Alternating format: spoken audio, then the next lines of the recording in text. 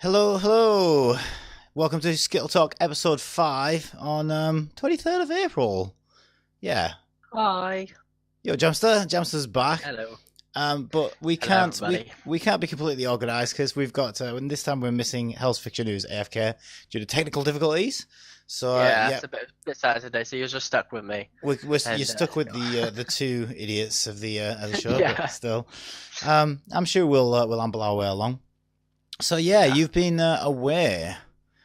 yeah. I had a Yeah. nice little break away from work, and unfortunately, it required a no stream last week. So sorry for the people that did show up last week. But yeah, I had a nice holiday off. On a Oh, cruise around the UK, not around the UK, around Europe oh, in Europe. and stuff. Yeah, Ah. it was a much needed break. Yeah, you did send me a picture which made me quite jealous. So good weather was it? Yeah, I added a I added a picture to the group chat on Facebook, and everybody who looked at it, and I was like, I don't know, weird. Apparently this phone takes like nearly 4.5K photos or something, and it just looks amazing Yeah. when you get the sun just light on the photo. Which phone is it you've got? The S5, I think. We just The turned it off. Galaxy. Yeah, Yeah. it's not even one of the new ones. Let me All just right. double check. But yeah, let me see if I can just bring up on my tablet here the photo that I has it gone? Here it is. Just trying to if I can add that. Can this show up well? Can just to say make it out. Yeah, very nice. Yeah. Oh wow, the colours have really shown up now. I am very jealous of your camera. I've definitely got a Yeah, it was buy that such a camera. good picture. I don't know how well it's showing up on the stream. But we saw a few. The cruise went to Germany, France. Where else did it go? Belgium, one other place I think, and Southampton, hopefully. That's where I got off Ending it. in Southampton. Yeah, after seeing Thankfully. all the sights. But Yeah, I got off it this morning, and it was like, yeah, so my final cooked breakfast, and then now I have to pay for everything again. So how are you dealing with the sea? Because I think I've only ever got seasick once, and I think it was really troubled waters. Normally it doesn't bother me. Were you on? Well, thankfully, because we were just going across the channel and we were mainly staying near the coast a lot of the time, there wasn't a lot of rocking. You could barely feel anything. We normally, when at least me and my dad go on holidays, we don't kind of schedule them really, really small ships. So they generally, the larger the ship, the less it rocks. Oh yeah, that makes sense. And it's generally, you don't really feel it. I think the only time I felt the boat actually rock was yesterday when I was having dinner. And you could feel it like a little bit, but it's never been enough to actually for you to say, "Oh, I can feel the boat going like this." Yeah. Well, yeah, it's never been that bad, thankfully. I think that a lot of the modern boats have like some kind of stabilization built in as well. I don't know how they that have works. like little wings that like stick out sometimes when Yeah. it gets really bad. Oh my god, you A should be lot of so the into time, that though. then. Wings, it's almost like space. Yeah. Interesting though, I watched a video actually this week, last week even, on VR sickness. There's a guy called Super Bunny Hop. You should check him out on YouTube. He's really good. He makes some very in-depth videos. And he did one on VR sickness and really went into the science behind, because he says he's only ever had a little bit of VR sickness once, and that was with Minecraft, and everything else that makes everybody else sick, yeah, including like Resident Evil makes me sick. This is way too much motion. So he went into the science, and he said it's basically the opposite of seasickness. So it's all to do with your inner ear. So when you get seasick, it's because the inner ear is detecting movement, but your brain doesn't see any movement, and that causes you to feel really sick because you get sort of disorientated and things. With VR sickness, it's exactly the opposite. So this is fascinating. I thought this was fascinating. The reason you feel sick is because your brain believes that you are really moving around, and takes all that visual information, but doesn't have the sort of liquid in the ear to register the movement, and that's the first signals the brain says, hey, Hell's Fiction. Oh yeah, actually, okay, I'm gonna tell you the truth behind Hell's Fiction. It's nothing to do with technical difficulties. She's actually at Square Enix head office right now, drawing up a contract, right? She's going to talk them into doing a visual novel game starring the three of us, and we're hoping to get it out before E3. I wasn't supposed to tell you all, but I want to announce it right now. So yeah, Hell's Fiction is actually... So how is it in Square Enix offices, Hell's Fiction? Is it good? No, I am. That is actually might be a real thing, but I just announced it, so now I'm going to have to stick to it and do it. Yeah. Yeah, VR sickness is the opposite. So basically, the brain thinks it's hallucinating. So what the brain says is, "Oh my god, I must have been poisoned because I'm hallucinating because I'm not getting the signals that I'm actually moving." So your body says, "I have to vomit this poison out of the body." So that's why you feel sick. It's your body's way of saying, "Oh my god, I must have been poisoned because I'm hallucinating. I'm not really moving. So I have to get this poison out of the body, and that's why you feel sick." I was like, whoa, that's so freaky. What did he say to like back up that theory? No, that is anything like... Yeah, no, that's science. The people have written like scientific articles and stuff on it, and that is actually the science behind it. Is that the body thinks that it's smaller than you'd expect. Hell's Fiction says a lot of anime figures. I may never come home. We've lost Hell's Fiction. We've lost Hell's Fiction to the evil Square Enix. The whole point when you get dizzy is just that join the dark your brain side. is thinking that you're supposed to be standing still or you're supposed to be moving, but your body doesn't feel it. So your brain just gets confused and just goes blah. Blah, yeah. But I guess there's maybe a more scientific reason for you going blah than just blah. Yeah. No, that well. I mean, thankfully I've never really got seasickness. Sometimes I've been on a cruise ship before. Thankfully my dad's always gifted me. I've gone on quite a few cruises before, and there have been some that have gone just across the Atlantic, and the ship literally just like, yeah. And I've had an occasion where we were sitting up in one of the dining rooms, and literally the food, everything on the table just went off the. Literally, it was the most hilarious thing ever. Well, whilst on the boat. Yeah. Really? Oh my god. We were just having food up where the buffet was and stuff like that, and everything started moving on the tables, and literally me and my dad, we both lifted our hands up, and all of our plates just went whoosh. Jeez. Oh, it was so much fun. I feel really sorry for all the waiters. They're having to pick up our stuff that we literally voluntarily let fall on the floor. But let's be honest, when you see stuff start flying, you don't want to stop it. God, that's amazing. It's just hilarious. Yeah. Thankfully, I can't remember exactly what happened on that day, but I remember it was that bad that stuff just started like sweeping off like a movie. Stabilizers or something wrong, and it like, because generally when the boat rocks that way, I guess they try and counteract it or something. I don't know. Yeah, I'm maybe. not a boat person, but I think they must have got it wrong because the boat just literally just went. We're capsizing! Oh my god, yeah. we're gonna die! But apparently, they can literally go to like 45-degree angles, really, like, without the boat sinking. It's insane on some of the cruise ships. I watched like simulations and stuff, and like the lifeboats, you can like just drop them upside down and then just go bloop, bloop, bloop. Yeah, that's amazing. Yeah, I'd love to do some research on how the stabilizer things work, because that kind of thing interests me. But I think both... the way they work is the about halfway nearer the front of the ship. They have when they don't use them for normal because they create a lot of drag, but they have they basically they look like my hands, right? And then they're built inside the boat. Imagine my torso is these giant Jamster hands. Okay. Yep. And then when the boat gets really busy, I can't. My arm just doesn't want to move that way. But when that looks weird, I do that. You look like you're trying to start a new trend, a new dance. It's the Jamster. So basically, the arms just kind of that way. There we go. They just stick out. Do you know what I'm going to do now? I'm going to take this video and I'm going to get my video edit suite after this episode, and I'm going to get all these images of you doing this, and I'm going to remix it to some music. So you're just doing this over and over again. It's going to be so good. That'd be yeah, but they stick out these little stabilizers. Yeah. To make it so that when a water hits the side of a boat, that it takes more force to like knock it over because the boat's wider. Yeah. I think that's the way it works. Anyway. Interesting. I'm not but I've heard that I've heard that both with VR sickness and motion sickness, it gets better over time. Like you can sort of adapt to it, I guess. Yeah. The only time I've ever found sickness when I was using VR was when the frame rate drops like dramatically. Yeah, that's Because supposed to really mess your you up. eyes go to move and everything lag, and it's not like watching on a normal screen where the screen just lags because you've got everything around you to realize what's going on. Yeah. But when you're like standing up, it's like automatic.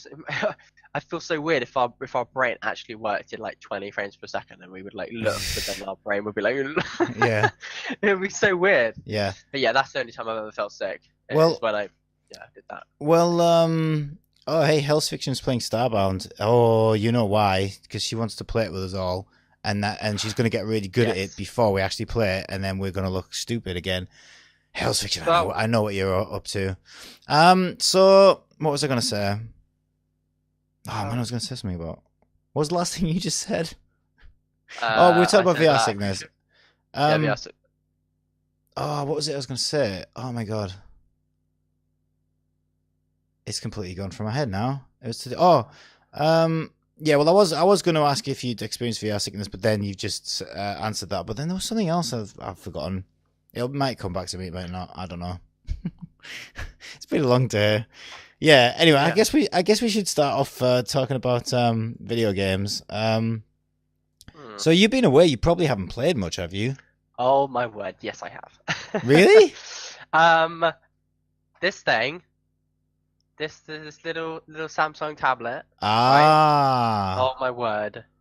I played Prison Architect. You know the one I talked about like a couple of weeks ago. Yeah, I know of this game actually. Prison game. Have a guess. I basically the holiday I went on lasted for 7 days. I can't work out how many hours is in 7 days, but calculate how many hours I spent playing Prison Architect on this tablet because they made a tablet version. Right. Best idea. Right. But guess how many hours I spent? Because it tracks when you open a map. How long you play for let's see. So you were over a week? Yeah, 7 days. 7 days. So Monday, 2 hours a day would be 14 hours, but it sounds like you went hardcore. I'm gonna go 20 hours. Oh, yeah. 20 hours? 20 hours across the 7 days. Yeah. That's more than 2 hours a day. 72 and a half hours. So you went on a cruise to play video games. I love it.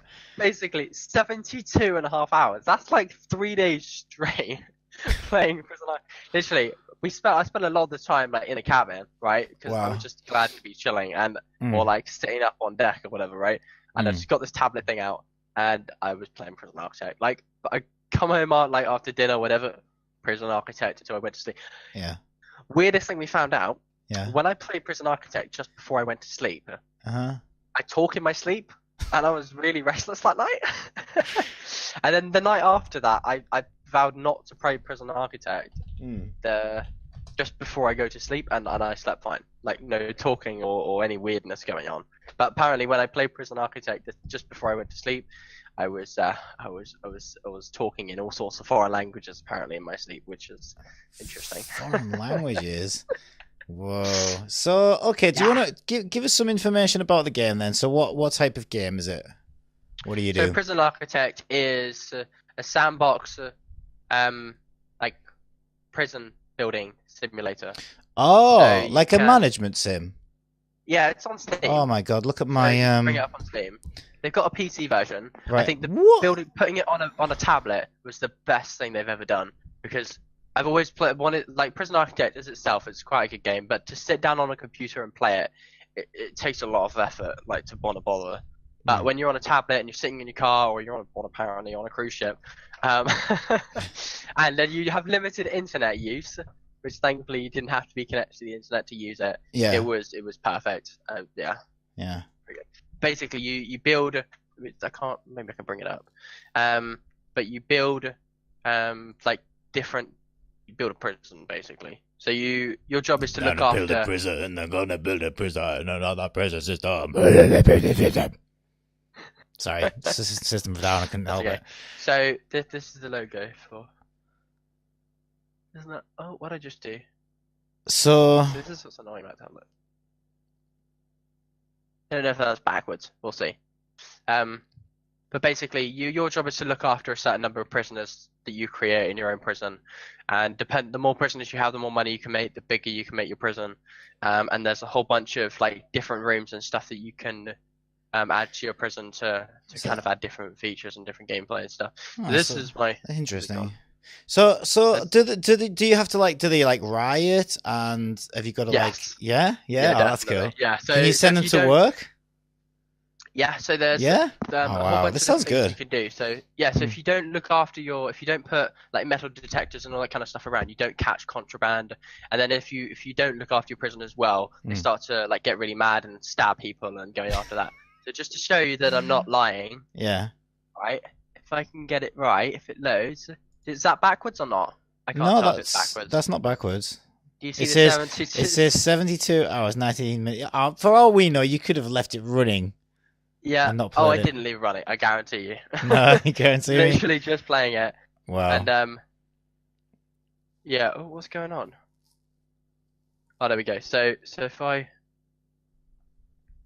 don't know how to do this, but so if it loads properly, so that's my prison.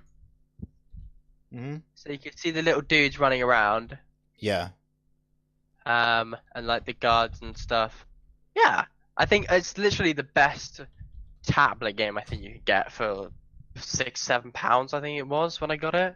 Yeah. It's pretty good. But yeah, that's what I've been playing because I haven't had a choice in playing anything else. So is that literally the only thing you played then? Yeah, I haven't done anything else.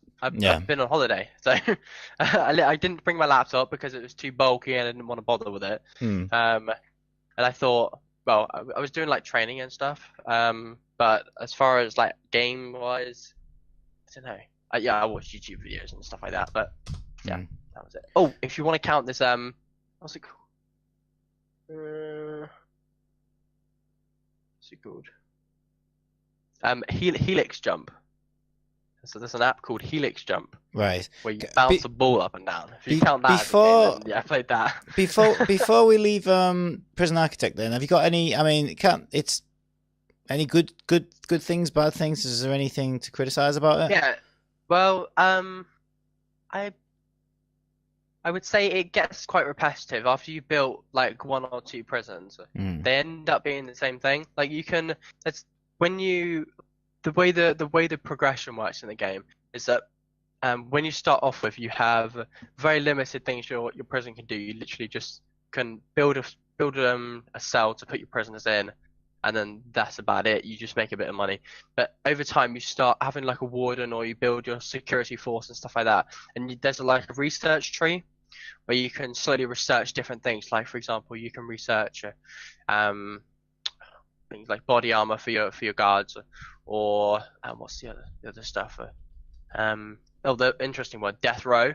Mm. So you can end up having inmates that are coming in to be executed, and you have to keep them in the cell for a certain amount of time. Mm. That get them on parole to see if they're actually guilty of their crime, and then you put them on the electric chair and kill them. That was quite fun. Amazing. And then yeah, you can kind of build your like security force.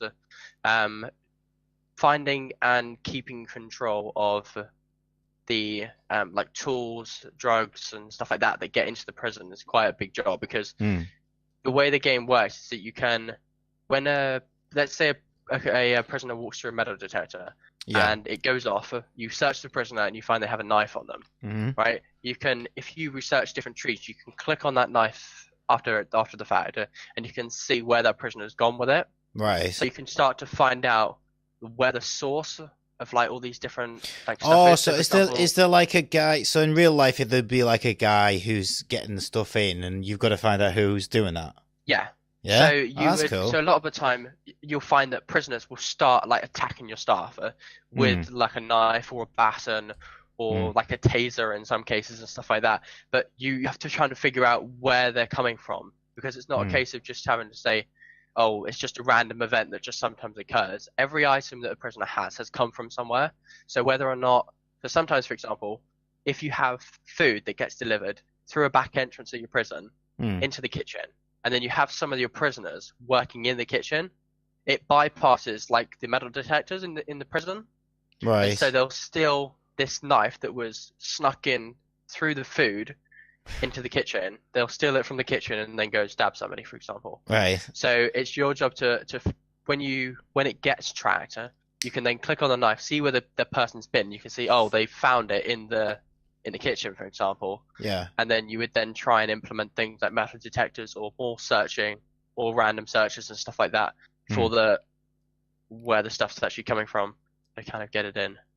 It's quite fun because sometimes, for example, if they steal spoons from the kitchen, then they can dig a tunnel out of your prison and you'll just get an alert that'll come up on the screen and say like 5 or 6 prisoners are escaping. Brilliant. And then you'll look down on your screen and you'll see like a little hole just outside your fence. Yeah. And you see these little prisoners running across the field. That's amazing. Wow. Yeah. So it's well thought out. Yeah. So yeah. It's really well thought out then. They've really put a lot of effort into that, haven't they? Yeah, it's been in development for, I don't know, quite a few years, like 3 or 4 years, and it just came out on PC for a number of years, and then they developing the tablet version. But I think it's so much better as a tablet app than it is anything else, because it's one of those games where you don't, well, apart from my experience, you don't want to play it solid because it just gets boring. But it's nice to be able to just pick it up, add a few different things or different buildings or whatever, and you can kind of just pick it up from where you left off. It's not like it's not a story game. There is a bit of a story if you really want to do it, but it's a bit boring. But yeah, I can't really think of any negatives. I think it's just a case of once you build like 1 or 2 prisons, you can build them like, because obviously it's a sandbox game, so you can build them any way you like, but they end up kind of following the same route because it's a prison. How different can you get? You can still research the same things. There's not really too much replayability because you can't. Yeah, you build a prison. You build a prison. Yeah, yeah. What else is there? Yeah. But yeah. That's pretty cool. That sounds really interesting. It's probably worth checking out. That I think is it on console as well?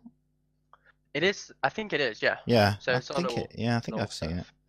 Yeah, I might have to check that out. Sounds good. Quite popular. Like I said, I originally saw it when it was on Kickstarter. And then I think it was on Kickstarter. Yeah, or Steam Greenlight or something like that. Yeah. And then been following it for quite a few years. And then they brought out the tablet version, I think, about a year ago. Right. That was probably the best thing they've done with it. So yeah. But yeah. What about you? Yeah. Well, similar to you actually. I've only been playing pretty much one game the whole time. Okay.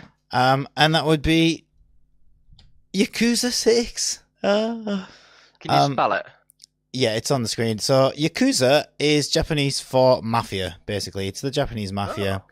Yeah, Okay. and so the original, this, as you can imagine, this is actually I think it's more than the 6th in the series because there was a Yakuza 0, which I've only actually played Yakuza 0 before Yakuza 6. So the best way to describe it is it's like a Japanese Grand Theft Auto. Because it's Was that the new one that came out you were talking about? Yeah, this is the new one. It only came Okay. Monday of last week, so I've had it exactly for one. Was it Monday? I think it came Monday night, if I remember right. Oh, actually, it might have been. No, I don't know. Actually, I think I might have only got it on Wednesday. I can't remember when I got it, but I've literally played it every night since. Let me put the trailer on so you can see something of it. Oh god, I've got audio on. I suppose it's alright if it's not too loud. So, so this game came out 2 years ago in Japan. But it's the first Yakuza game to be made for the new console generation. And they've spent 2 years localizing it. Because Sega wanted to get it right, I guess, and I don't know. They probably could have done it quicker, so is it, when you say it's like a Grand Theft Auto kind of thing, I assume it's open world and you can go out and do different missions? Not really. It's more like a Japanese Grand Theft Auto. It's hard to explain. It's less open world. So it's weird you're doing a stream about it. in Yakuza 0, you had one city, one contained city, and that city wasn't the biggest place in the world, but the best thing about that city is you cannot walk 3 steps without finding 5 things to do. It's so crammed with amazing things to do. Side stories, interesting characters, places to go, extra little mini games everywhere you go. There's always a big, massive narrative. But what's interesting as well, I got Yakuza 0 because it was on sale. And when did it come out? Yakuza 0? Yeah. Well, Yakuza 0 is a remake of an older game, but it was remastered, and I don't know when it came out, but I got it on sale sometime after it came out. But I only probably played it about a year ago. Yeah, we'll let it just keep playing things, I guess. So what can I say about it? What was I saying about it? So yeah, anyway, I wasn't sure how I'd feel about it, but I really, really enjoyed it. But you could tell it was last gen and it had been remastered, but it was just so good at it's the way it handled that level design. It was just, you never got bored of that city. There was always stuff to do in it. Basically, I assume it's got a heavy storyline part to it. Well, yeah, this is what I was about to say. The thing about Yakuza 0 is my brother came around one night and we were playing it. I was playing it there, and he was so annoyed by how long the cutscenes were, because I would say 70% of Yakuza 0 was cutscenes.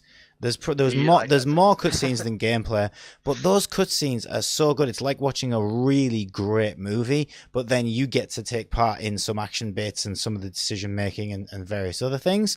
So it depends what your tolerance is for cutscenes. Obviously, my brother's a sort of action Call of Duty type gamer, and he wants to be constantly doing something with the controller. But I'm a very narrative driven and character driven you like that kind of gamer. Stuff. You like to like read through the cutscenes and get the whole story. Yeah, absolutely. So I did not have a problem with the cutscenes at all. But yeah, they are the longest cutscenes you'll see in any video game. With Yakuza 6, they're still long compared to normal games, but they are a lot shorter than Yakuza 0. In some ways, I'm a little bit disappointed by that, because you play Yakuza for the story, really, you know what I mean? So the fact that I think they've definitely tried to westernize this a little bit more, though, and tried to make it appeal to a wider audience. So can I just say one thing? You said there's how do you say it? Yakuza? Yeah, Yakuza. So you said there was Yakuza 0. Yeah. But the one you're playing is Yakuza 6. So what happened to all the other versions? No, there is Yakuza and Yakuza 2, 3, 4, 5. I've just not played any of them. Yakuza 0 was the most recent thing to come out. It's the only other game that's come out on PS4, and that's because they remastered Yakuza 0. And I think the reason they did that as well is this Yakuza 6, ironically, is a sequel to Yakuza 0, because the story and the character that you're playing now carries on from where Yakuza 0 left off. So for me, it's perfect, because I was completely captivated by the story of the last game. I loved the character and everything, and it left it on such a great cliffhanger at the end of Yakuza 0 that to see that, oh wow, it's this I've forgotten his name now. What's his name? Oh yeah, Kiryu. Kazuma Kiryu. To see that it was Kazuma Kiryu, the most interesting character from the last game. And basically, the last game was he's basically given a mission as a Yakuza to take down this woman who's involved with these Yakuza and kill her. And he finds out... Yakuza like another word for like police or something? Or? No, Yakuza's gangster, mafia. Oh, yeah. Okay, never mind. So basically his mission is to kill this woman, and then he finds out that this woman's just gotten mixed up with the wrong guy, fell in love with the wrong guy. She's pregnant, she's got a baby on the way, and she's a really sweet girl, and he ends up betraying his mafia and like getting the whole of the mafia after him, because he's a good Yakuza, like, you know what I mean? He's a moral. He is definitely a protagonist. So whereas Grand Theft Auto, you are definitely the bad guy and you're definitely doing everything really wrong. This is more like you were born into the gangster family, but you're the gangster who wants to make everything right, and you've made so many enemies in doing that you have all the rival gangs after you because you're part of that gang, but you also have your own gang kind of against you because you're always betraying them and like questioning their morals and stuff like that. So it's a really interesting sort of moral dilemma in terms of storyline stuff. Yeah, so this game starts off where the girl he saved has had the baby and died, and he takes on the daughter as his own, so he becomes her like guardian. And then this is like now 16 years later, she's like kind of 16 years old, she's starting to become an idol, which is a bit like a Japanese pop star type celebrity type thing.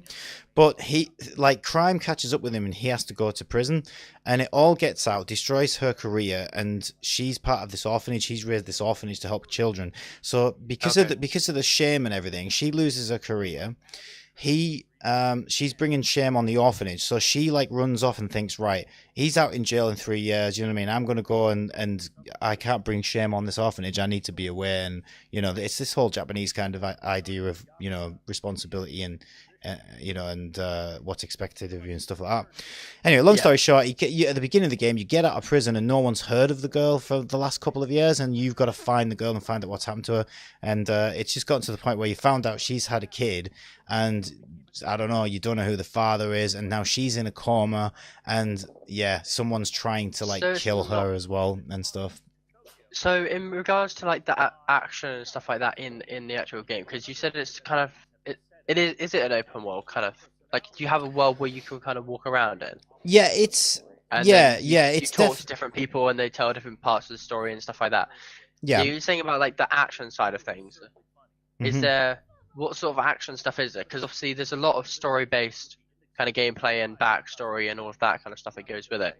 But as regards to actual physical gameplay that you'll be doing in it, what is that? It's like a brawler type. Have you ever played Sleeping Dogs? No. It's very much like Sleeping Dogs. So it's very much a game where it's all sort of, kung fu. I mean, in the Yakuza 0, there was different fighting styles like jiu-jitsu and kung fu and all these different ones, and you could switch between them on the fly, but it got a little bit hectic and a little bit over the top and a little bit confusing. In this game, they've really streamlined that fighting system now, where it's all about leveling up. It's very much an RPG game in the fact that you level up, you unlock new abilities. The more you fight, the better you get, and things like that, and you can spend points. You've got to eat to give yourself like stat bonuses, and also to stop yourself, like to boost your health up as well. So there's a little bit of sort of health and, stat management as well. So it's definitely a fully fledged game as well. It's got all those mechanics. It's not like a Telltale game where it's all just story. There's definitely, you can definitely explore and go where you want and do what you want when you want. But it's just mainly the narrative's the thing that's going to keep you intrigued. And wow, they've done a great job with the story this time. Like, there's at no point have I ever left that game thinking, I'm not really too bothered about this game or the characters or the story. At the end of every 3-hour gameplay session that I've had with it, and I've had about 4 of them now, I'm always left thinking, this is, you know what I mean? This is interesting now. Oh God, I wonder what this is. Playing it next because you don't know what's gonna. Yeah, I'm dying to know what's next, and I'm dying to unlock new battle skills, and I'm dying to explore some of the city that I haven't had time to explore because I've been so carried away by the main story missions and the everything that's sweeping you away. In some games, for example, you can. You have a main storyline of a game, and then you have the side missions that go on at the same time. Because in some games, like, what was it? I think there's ones like Just Cause 3 and maybe a few other story games as well, like Watch Dogs I think had it as well, where you can completely play through the storyline and then you can go back and then play like all the individual missions and stuff. Like the side missions, do they link into the main storyline, or are they completely separate? Like, could you go through the main storyline and then go back and do all the side missions? They are completely separate from the main storyline, and they're always really, really wacky. They're always probably, well, in Yakuza 0, they were more interesting than the main storyline. Not that the main storyline was bad at all, but they were so wacky and so sort of amazingly great at, like, so typically Japanese. Giving us an example of like a side. So an example on Yakuza 0 is so there are all these clubs that are like in Japan. This is a real thing as well. They have these like dating clubs where they call them hostess clubs, and a guy can sit with a hostess, and it's basically like paying to go on a date. So these lonely guys or older guys who want to just hang out with young girls, there's no prostitution or anything like that. It's literally just they'll buy the girls drinks. There's even ones where it goes the other way around, where women can do this and have guys who sit with them. So they call them hostess clubs. And you go in, it's just like a normal bar, except when you walk in, you can pick a girl, and then she'll come and flirt with you and talk to you and have you buy her a drink, and you can just talk and get to know each other and stuff. And they're really popular in Japan. So there's a woman who's a hostess who's wanting to be a dominatrix, or her favorite client wants her to be a dominatrix, but she's very. So what's a dominatrix? So a dominatrix is one where they dress in leather and they'll be like, lick the crap off my boots, boy. You know what I mean? Like a guy who wants to be treated like a dog, and the woman's completely, dominating him. Yeah. But she's the opposite. She's not a dominating. Yo, sleeps. She's not a dominating type. So one of the side missions of Yakuza 0 was you had to help her figure out how she should dominate this guy by telling her what to say and telling her what to do and stuff like that. It was hilarious. In this game, I've not really had a chance to do any side missions because, like I say, I've been so carried away by the story that I just haven't wanted to miss a thing. I've just kind of, I want to do the side missions. Yeah. Yeah, the problem is in sometimes though, when you get too carried away with the main missions, you don't want to then. Sometimes you don't want to go back to the beginning and do the side stuff. Like sometimes when I play games, I like to do like 2 or 3 side missions or whatever it is, and then do a main mission. Like some games, for example, they force you to play the side missions so you can build up enough points, and then you can kind of unlock a main mission. But like I found sometimes where I played through like the entire like main mission, and I've just not wanted to go back and do all the side stuff. But hopefully it'll be the different. Yeah. So no, this really carried away with the main mission, then just not want to bother with the side stuff. Yeah, it might be worth jumping in and.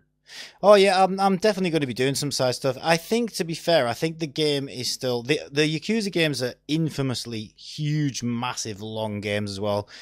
This one's definitely been tailored in a very different way. I mean, the graphics are amazing. You've got that same city you had in Yakuza 0, but it looks fantastic and so next gen. But you've also got new locations this time that you didn't have in Yakuza 0. So you go to Hiroshima, for example, and that's got its own area now. So we're getting to like new areas that have their own little worlds to walk around and stuff. And they haven't really given you that many side missions. There are a few little things that pop on the screen. To be fair, the reason I tried to do the first 2 that popped up on my screen, but I was getting confused by how the navigation system works. And what I was doing is I was accidentally walking to the main quest objective marker, thinking it had changed my objective marker to the side mission, whereas it hadn't. I hadn't figured out that I have to like ignore that and then go a different place. So I'm still being new to the game and everything. I'd accidentally skipped the first 2 sort of side missions. But yeah, this game will definitely want me going back to do those. However, I do want to talk about its bad points. So far from what I've played, it's a bit weird. So because you decide, because you're like. Your daughter, your stepdaughter's in a coma, and they're about to put this baby in an orphanage. So what do you decide to do? You decide to kidnap the baby. Wow. So I was like, oh my God, what are you doing? And then the hospital's like, fine with it. The hospital's like, we've got bigger fish to fry, just let him do it. And I'm like, what? That makes no sense. But anyway, I can forgive all that. But then you're this badass Yakuza walking around with a baby, and I'm fine with that as well, but they decided to be really stupid with it. I think this is Japanese comedy, to be honest, and it just doesn't work in the West. So here's what happened, and I hated every minute of it. You get to stay in this room when you meet this girl in the bar, and you're trying to find out what's happened to your daughter, or your stepdaughter. Okay. You've got her baby, and... I thought you stole the baby. You've kidnapped the baby. So why would you ask about... Never mind. I'll let you finish. Right. So the baby's your stepdaughter's baby, right? Okay.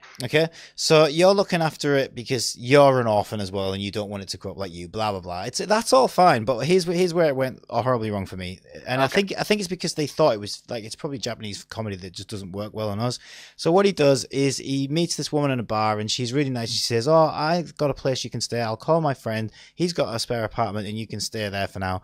So you're carrying this baby up to this apartment. This guy's saying, "Hey, don't you be making a move on her. By the way, she's mine. Don't be, you know what I mean?" And you're thinking, oh, well, there's a story arc that's going to develop. Clearly, it's something's going to go on between you and her, because everybody you meet, you end up having a scuffle with, because that's Yakuza. So you know straight away, right, well, you're going to be a future fight, and we all know she's going to be the romantic interest. So anyway, that's fine, and I'm like, yeah, I can see that coming a mile off.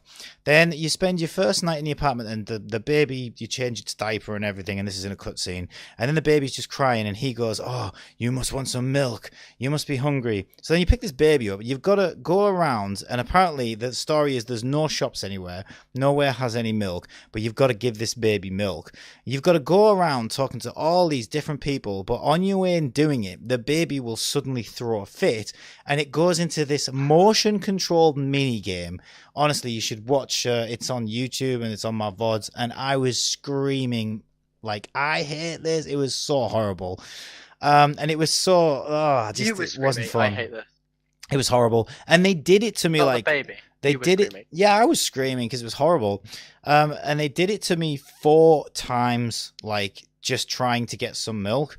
And then the whole Japanese comedy at the end is when you eventually get some milk and the baby doesn't want it, and this woman from the bar like looks at the baby for 1 second and goes, the baby's just tired, that's why it's crying, you just need to go to sleep. And of course you've kept it up for hours trying to get milk for it. And that's supposed to be the that's the funny part of the game. And I'm like, no, it wasn't funny, it wasn't cute, it wasn't even fun, it was just really annoying, and this mini game was terrible and it didn't fit in with the rest of the game. And I just felt like I don't really think anybody who's playing a Yakuza game is going to enjoy that. I could be wrong, maybe it was just me who hated When it, you're holding the baby up in the air like this. Yeah, you're holding the baby in the air, and you had to so there was all these tricks you could do. So one was upsy daisy, and you had to throw the controller up, but you had to guess. and this baby had a sadness meter and a happy meter, and you had 3 minutes and 30 seconds to get from the bottom of the meter to the top of the meter, right? And you had to succeed like 4 times or something to do it. But the animations were so long that you had maybe a total of 6 goes in the time that you had, and you had to get 4 out of those 6 right, just on a rough calculation. So as soon as you got something wrong, and it didn't really tell you what it wanted to do, what it wanted, but he would give you like a clue thinking what he thinks the baby wants. Oh, the whole thing was just like, oh my god, this is so annoying and long-winded and not fun, and it was horrible. Yeah, so it could have done without that. It looks very distressing to play. Yeah, it I had don't me like the little heart with wings. It looks very like loving, and then you have this like crying, crazy baby on the right hand side. Yeah, I wasn't a fan of that. But then on the other side of things, I thought it was great when you're running down the street with this baby in your arm, and then this gang suddenly starts you. So you turn with your baby because you need to kick this guy's ass, this whole gang's ass, which is typical Yakuza. So I'm glad they've still got that in there. But it was just hilarious when he suddenly just gets this baby, and there's an old man stood here, complete random stranger, and he just goes, "Here, hold this baby a moment," and then you kick these gang's ass, and I was like, oh my god, just hand the baby to a complete random stranger. Here, hold my baby while I smack this guy with a park bench. But at that point I was like, no, I love that. That's hilarious. Like, it's stupid, but Yakuza is stupid. Like, it's definitely not meant to be taken seriously. And that bit was hilarious. But yeah, Sleepy says it's so tedious, like Argon Crystal levels of tedious. Absolutely. Yeah, he's referring to Warframe. I played some Warframe as well last night with Sleeps, and to be honest, I don't know. I really don't think I'm liking Warframe. I feel like I might be giving up on that game. I don't know. A bit repetitive, isn't it? Yeah, and confusing, and I don't know. Don't think it's my cup of tea, to be honest. Well, it's okay in short. In the 6 game, it looks very, like I say, it does look quite interesting. This baby thing is a bit weird. I've got to admit. I don't think I can remember the last time where I played a game where I just had to try and keep a baby. I mean, 10 out of 10 for uniqueness and everything, but it didn't feel like it belonged in that game by any stretch of the imagination, and I could have done without that bit, to be honest. I mean, I would have forgiven it completely if it would have just let you skip it. And then the thing is, if you failed at that, there didn't seem to be any penalty. The baby would just cry, and it would just say, "Failed this mini mission." So then, I'm left running, and afterwards, I was saying, so what does that do then? Do you get experience points for succeeding that? Like, what is the difference between winning and failing? And that was another thing. I was like, yeah, it just confuses me what the point of it was or anything. So. I don't know. I could have done without that bit, but aside from that, I think it's great so far, and I can't wait to play more of it. Looking forward to it. Well, it sounds interesting. It sounds like you're enjoying it so far, just with a few little awkward bits, but... Yeah, as long as that bit doesn't appear in the game again, I'm good. But, yeah... Imagine if there's a side quest where you go into, like, a nursery and there's, like, 10 different babies you have to deal with. Oh my god, that would be hell on earth. Oh, god. Horrible. So right, pick baby number 1. You have to like deal with each individual baby. Yeah, I'm thinking, what's next? The nappy changing mini game. It's like, oh my god, no. Open it up. Oh, it's a poop. Well, the baby did piss in his face like just before I went to look for milk, so that was kind of funny. But that was at least a cutscene. So basically, once this part is over, it it doesn't even need milk anymore because it wasn't even.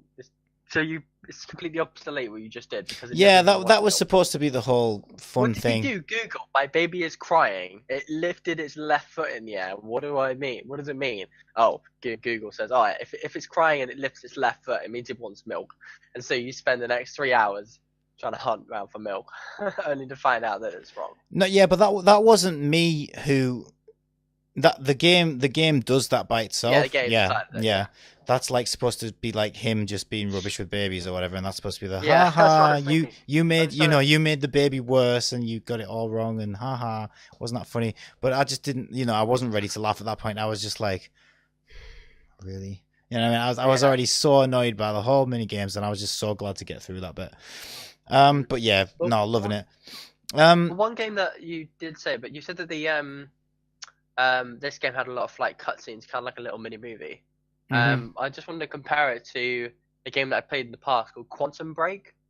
Oh, because not like that. that- Oh, I hated that. Game That was so literally bad. Oh man, I've got to one part of it where you're like stuck on a bridge with like this giant robot, and I just can't kill him. I've given up so many times. Oh, I But hated basically, that game. Quantum Break, the film, depending on what actions you choose in the game, Mm. it literally has movie quality like sections. Yeah, in but the middle, but like those 6 or 8 minutes long yeah each. those movies I played that game. Those movies actually streamed online, and when I was playing it, the all it did is buffer through them. buffers. It I wouldn't know. play properly, and I was like, why? Why do this if you can't afford the hard drive space to do it or whatever? Why? Oh, everything, it just failed on so many levels. Yet when I watched the trailers for that, I was so into that. I thought, oh my god, this looks great. It looked like such a great idea, such a great game. I was so into that game. But then when I actually loaned it off a friend and played it when I first got my Xbox, I was really disappointed with it. I was like, oh my god, this fails in everywhere. Yeah, but yeah, it's just weird. But yeah, when you try and actually have a movie quality like cutscenes and stuff, it's quite interesting. But at least download it onto your actual hard drive so that when you go to play it, it doesn't. Because when I first played the game, it was when I was at my old house and had like the lowest internet speed. I had like I was still on dial-up internet speed, so it was like 250 kilobytes a second. Yeah. And literally took me like half an hour to watch a 6-minute cutscene because it kept buffering. And it's just like if you don't watch the cutscenes, then you don't get the game, and it just. Yeah, I like and then I got stuck on this damn bit, and I've been stuck on it for like. And you look at it, I've played 6 hours of the game in total because I can't get past this damn mech warrior thing. So annoying. But yeah, back to Yakuza 6. Actually, thinking about the baby mini game, it shouldn't have. In a way, maybe I was wrong to say that it doesn't belong on Yakuza's game, because another thing Yakuza games are famous for is having these really strange mini games. But what made this one so annoying is all those strange mini games that they normally offer are completely optional. You go and do them.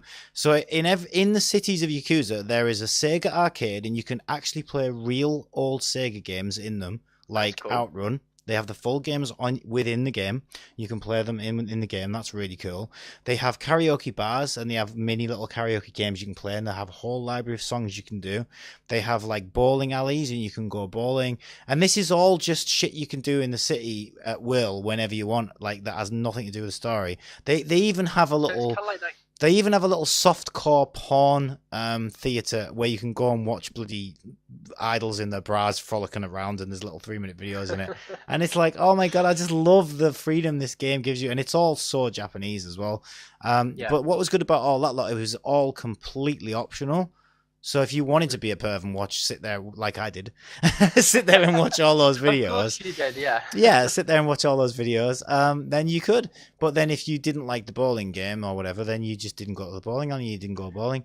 But this was like you are doing this. You are doing this. And by the end of it, I was like, no, I'm not. I'm failing this. I'm gonna make a cigarette, and I just let it play out. It's so. Yeah.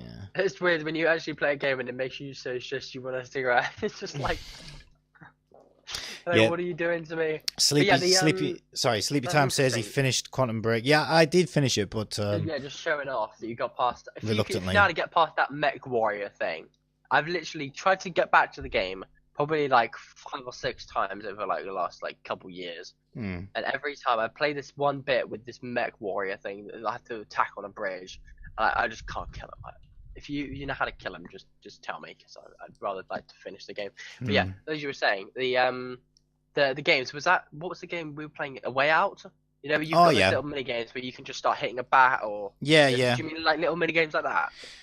Yeah, but more completed little games that are games within there, right? Yeah, they were more like just little interactive scenes, I would say, rather than games.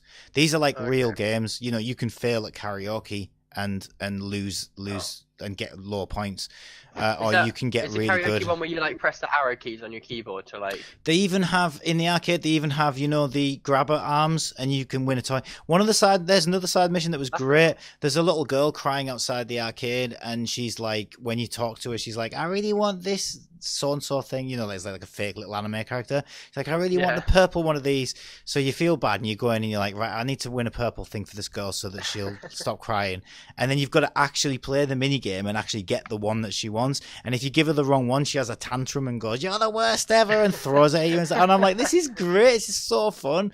And then if you give her the one she wants, she's like, "Oh my God, you're the best mister ever." And then she'll go, "But now I really want one of these." And you're like, "Oh my God, I'm not doing it again." But then you feel guilty and you go and get the other one. And I think if you do 3 for her, then I think a mum comes along and like, you know, "Oh, is she at this again?" And then you were like, you realize she's just completely scammed you. Like she makes out, you know, like she makes it. I was just gonna be like, oh, then she just goes and sells them, makes money off them. Yeah, and it's full of stuff like that. Just so good stuff. I've never had luck with those claw machines. You just like. I think they're rigged. I'm sure they are. And then they just go. Yeah. You pick it out and then you'll go to like some cheapo bargain shop 3 doors down and see that they're all for sale for like, you know, the cost of half a go of one of those machines, and you're like, oh. Yeah, but that's not the point, is it? I know. When you have this thing up against your wall, you have it in your windowsill, whatever it is, and you've caught it using a claw machine, you just have the most pride. You're just like, I've done Everybody respects you. I've succeeded in life. I can now continue into, you know, whatever is beyond, because I've succeeded my role here on Earth. Yeah. I have beaten a claw machine. That's all I want to do in life. So is there anything upcoming that interests you at the moment? Yeah. Had a quick look through some stuff that's coming up in the next couple of days. Right, so if you want to bring up on Steam, BattleTech. Is it one word or 2? I think so. One word. Just type in BattleTech. Yeah, it's coming out in tomorrow, I think. I've just realised as well where I've moved my mic to, because it's kind of out the way. I did this before as well. I moved my mic so it was a little bit out the way, and I've got more space to work around. But because of where the mic stand is now, when I type on my keyboard, you can probably hear. All you can hear is thud through the mic on stream. Yeah, you won't be able to, because you're hearing me through this mic, but the stream's hearing me through this one. BattleTech. Okay, here we go. Yeah. So what on earth is BattleTech, Jamster? So BattleTech looks fun. It looks a very, very interesting game. It went on Kickstarter in 2015, originally pledging for $25,000 to create this new generation of game. It originally came out in like the 1990s, but they wanted to kind of remaster and make a brand new version. So they put their thing on Kickstarter, originally pledging for $250,000, ended up making over $2.5 million. Wow. That'll be a nice little payday for them. Is it all mech fighting? So they spent the next 2 to 3 years or so building this game, and it's literally coming out tomorrow. And it's a game based on the original, but I haven't seen the original, so I can't really compare it to that. But it's a turn-based strategy game where you are in control of these mechanical warrior type people or mechs. And the main basis of the game is that your main character is in control of a corporation. And in the year, set in the year 3025, a little bit far away from now. But every single part of the country is under one giant war, essentially. Everybody's trying to kill each other. And so over the time, different corporations have taken control of different areas.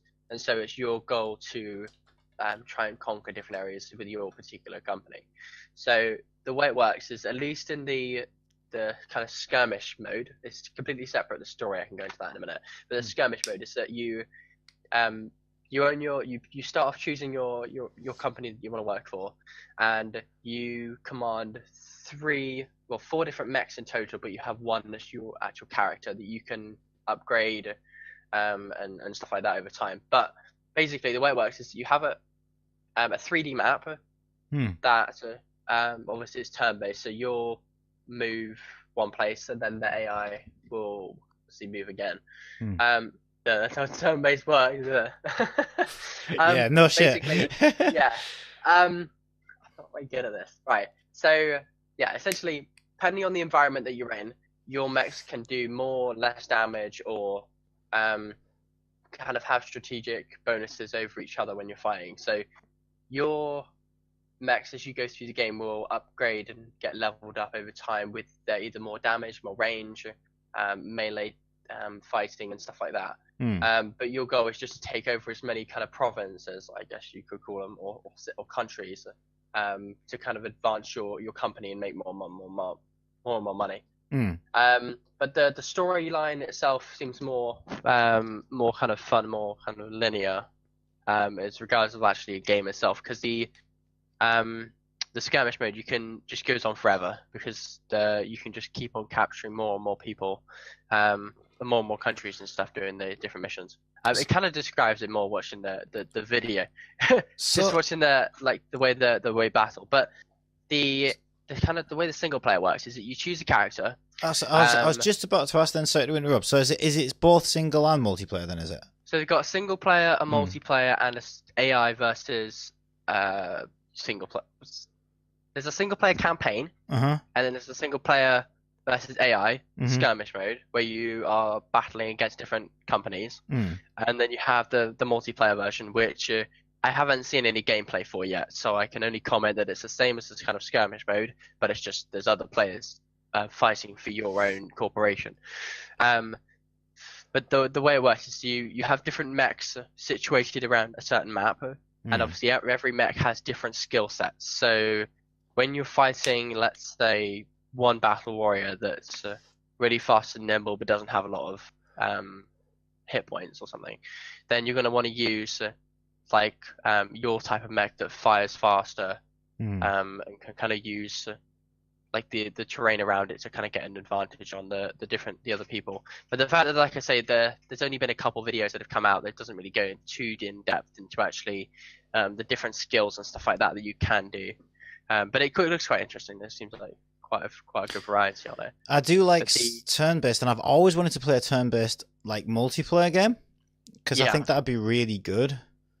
But it's basically the same as, what's that game we played the other day? Armello? Yeah. Where when you go into a forest area, your character will get debuffed or buffed or whatever, or can go invisible, or stuff like that. There's the same kind of system in this game, because if you walk into a forest, for example, what was I just wrote it down somewhere. Yeah, so if you walk into an area with forest, you get reduced range damage, but it also decreases the spotting. So when other enemies they can basically walk past you without seeing, just like in Armello, where you kind of disappear and you can't kind of see anybody. But the way that it works, apart from it's not like chess where you can just, if you're on a square, you can attack them. And when you move to a certain next spot on the map, you have a radius in which your character, your robot thing can look in. Yeah. So you can actually, the way you go around the map, if you see an enemy walking this direction, you can then use your character to move around the back of him, because on his turn he can't turn around and attack you, so you can attack him more than once because he can't turn around quick enough. Yeah, sense. I see. Yeah, now so you can kind of ambush them and stuff like that. Yeah. But yeah, the what I think does interest you actually is the fact that the storyline is very lore based and goes into a lot of in depth about the history of the organization and stuff like that.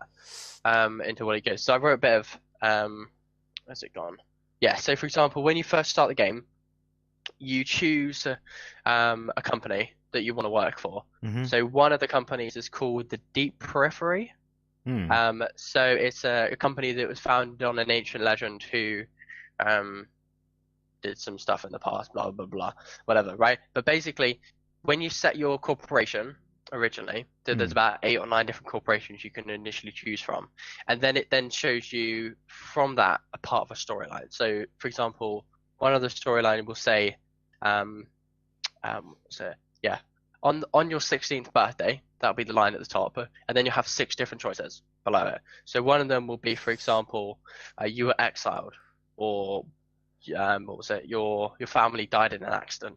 Well, that was really nice. But yeah, so you have 2 choices. So one of them might be you were exiled, and then one will be like your family died, or there'll be like about 5 or 6 different options you can choose from, and each one will give you plus points. Like, for example, the you were exiled option would give you +1 gunnery and +1 tactics. So Nice. one would give you more damage and like more maneuverability in the game. So depending on the way you want your storyline to go. So if you want your character to initially start a company, and then you want his whole family to die, and then all this kind of stuff happens, and then from your family dying, you then want to take refuge on an abandoned planet, right? So you're creating a storyline, but at the same time, you're adding like bonuses to your character, depending on the choices that you choose. Is the lore and story, is it stuff that you have to sit and read, though, or is it like actually cutscenes? Do you know? So there's a mix, because right at the beginning when you're creating your character, the way the cutscenes work is they're not like action play. They're kind of like pictures that move. Oh, right, yeah. And then there's text and stuff in it that kind of gives you more mood and for that situational stuff going on. But after you've chosen like your stats, essentially is what you're doing. You're choosing your storyline, but at the same time you're choosing like if you've got bonus passing, gunnery, and all this kind of stuff, right? But once you've completed your character, you then go into kind of character customization, where I'm not sure if you'll be able to get up a picture of it. But basically you can choose like the way your character looks, and you can choose like the beard and the color of the hair and all this kind of stuff. But then once that's been completed, it then shows you like about 4 or 5 minutes of kind of storyline, depending on what you've chosen in your options. So the next time you play the game, you're going to get different kind of storyline depending on where your characters originally come from. And then once because I haven't watched, because there's no actual gameplay, I can't tell you exactly what happens in the initial storyline, but I know that it happened. But then once you've completed like the first storyline, it'll go in through like missions, for example, having to capture a queen, who's some important figure on some abandoned planet, and you have to evacuate her out of the city. So you're using your mechs to kind of attack different other mechs who are on the same planet at the same time, to try and escape. I don't know. You're just going through different missions and stuff like that. But it looks quite interesting. But sadly, there's not too much kind of gameplay to really describe too much. But I know there's a few pictures out there and stuff. That looks quite interesting. Yeah. Cool. I don't know if I'm explaining it well. Yeah, it's interesting. I think I get the gist. I'm definitely intrigued by the fact that it's turn-based and it actually supports multiplayer. That's interesting to me. Yeah. But yeah, it's... it's coming out in a couple of days. I'm hoping to... Yeah, I think it's selling it for £34, I think, at the moment. But I'm definitely... It looks like I'll pick it up and see what it's like, because it looks quite interesting. Yeah, no, that sounds interesting. Yes, let's go with that one.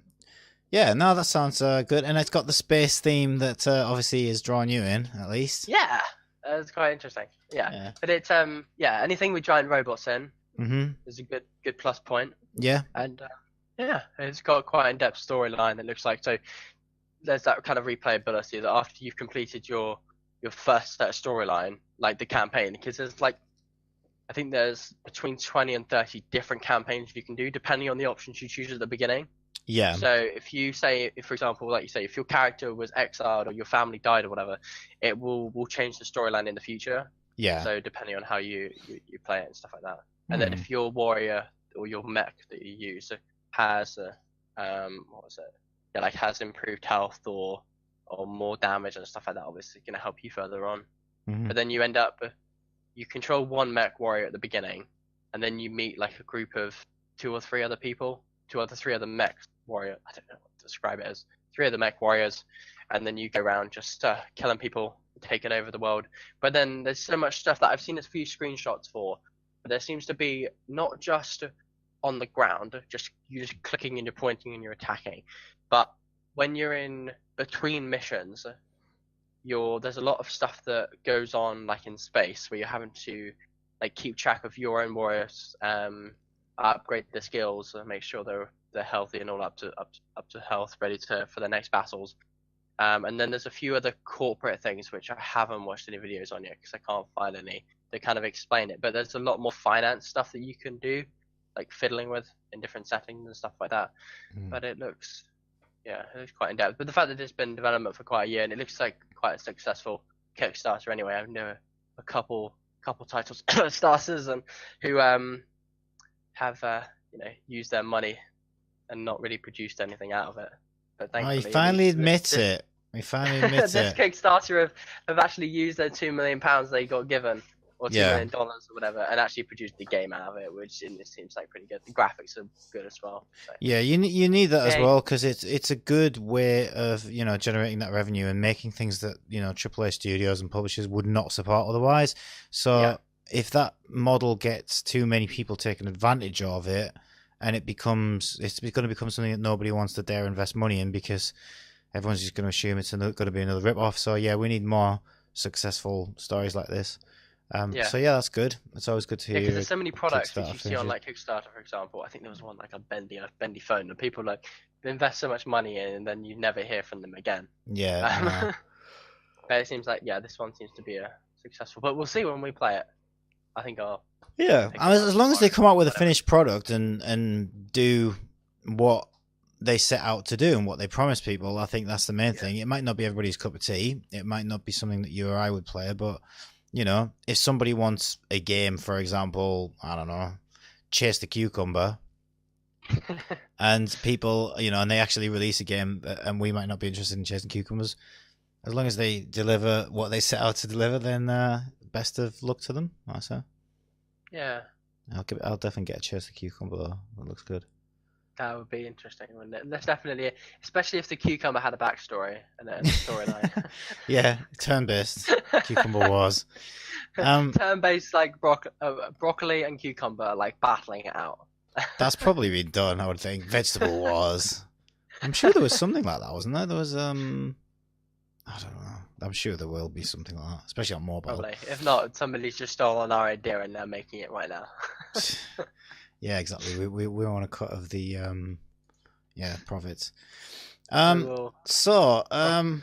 Couple of days ago on the 20th, God of War finally came out on PS4. So this is the new God of War game, which is obviously a very successful franchise. So what I did in preparation, there was about 6 God of War games from there. I didn't even realize there was so many of them on PlayStation Now, which is the streaming service I've signed up for. So I thought I would go back and play a couple of those just to see, is it my cup of tea? Wait, you talking about the thing you said where you can play a whole bunch of games for less money? Mm-hmm. You end up signing up for that. Oh, that's cool. Yeah, I've signed up for that. And I'm gonna, stick with it for a bit. I played one of the older God of Wars, and I can see why people like it, but it didn't seem to have enough story, or I don't know. It didn't really do it for me, so I didn't really stick with it.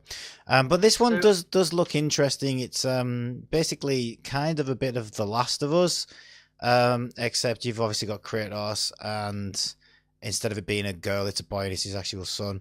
But yeah, it's not meant to be quite as touching as The Last of Us because Kratos is still Kratos, you know what I mean? He's still a god-slaying maniac, but now he's actually got a kid, and he's got to he's struggling to be, a really terrible father, apparently.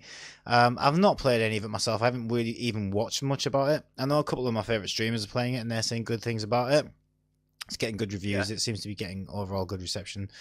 I mean, I won't be paying the full price tag for it because I'm not really a fan of the franchise, and even though I'm definitely interested to see where they go with it, it's just, I can't afford to pay that price tag unless I know I'm going to enjoy it. How much is it?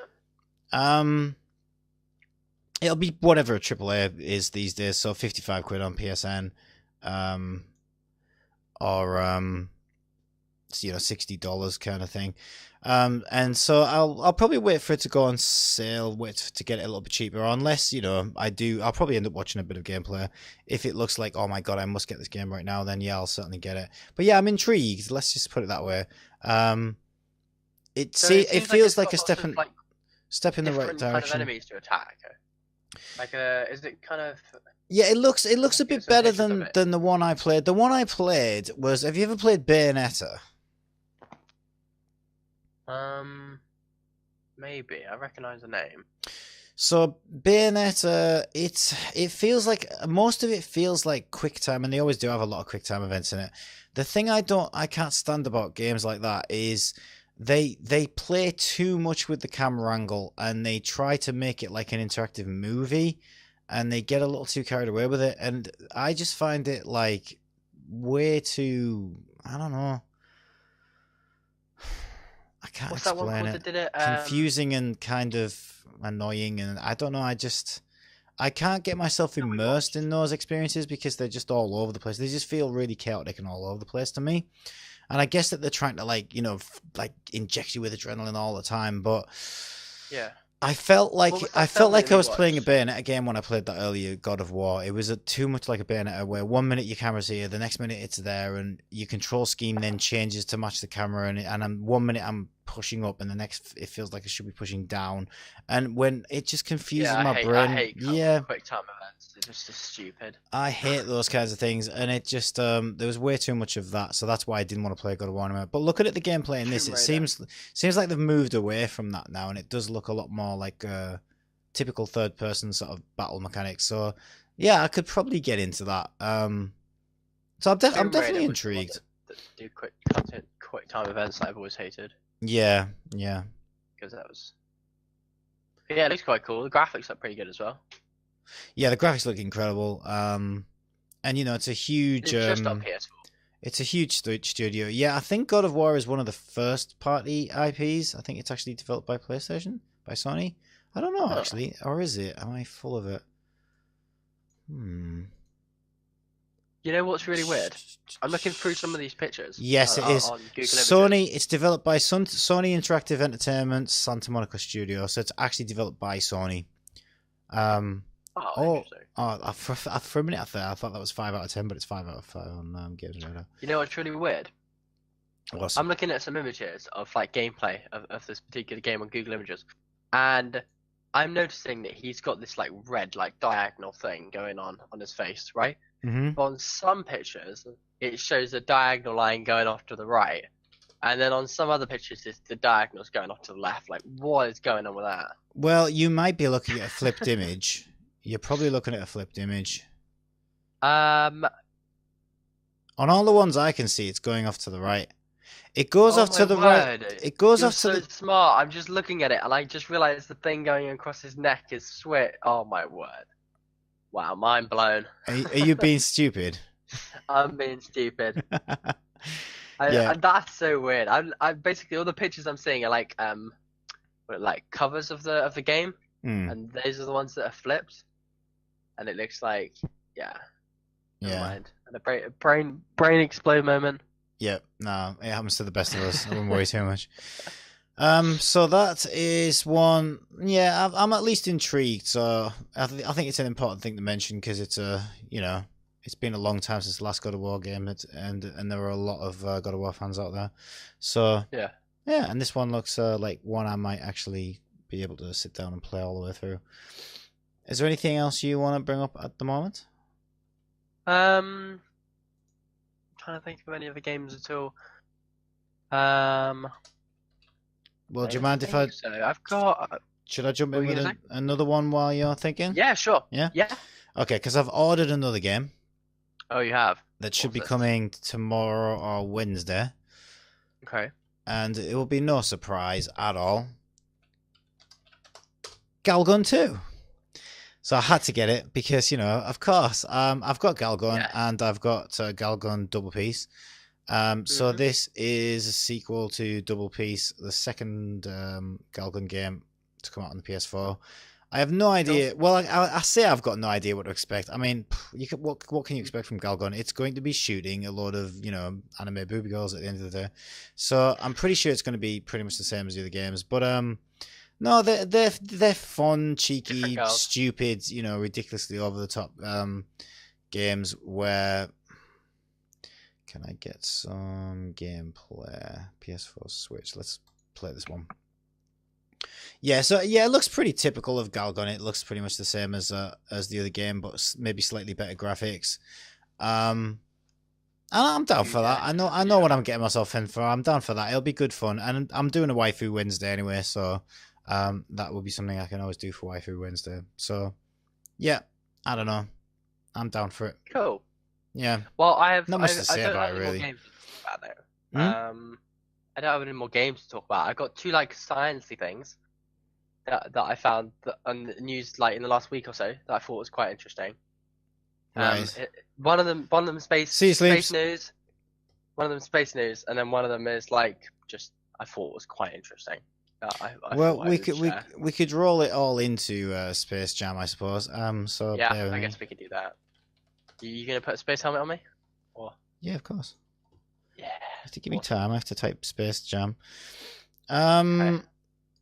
And there you are. You're all set. Okay. Yeah. Yes. Awesome. So yeah, that goes to the space part first. So in like a few days ago, unfortunately I missed it because I was asleep. But there was a rocket launch that launched this new basically like the Hubble Space Telescope. Mm-hmm. That likes to look at all the stars and stuff like that. There was a new spacecraft launch called TESS, which I don't know what it stands for. Probably I should look that up. Yeah, you probably should. But it's this telescope that is looking that basically it measures the varying brightness. I'm reading this off the screen because I can't remember it. It measures the varying brightness coming from a star, right, in the sky, right. That basically when there's a little dip in brightness that comes out on their readings or whatever, it basically registers whether or not there's a planet going in front of the star.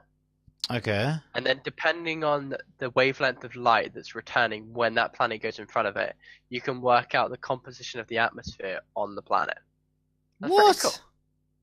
Like it's still groundbreaking technology that's going into this at the moment, and they've only found a few.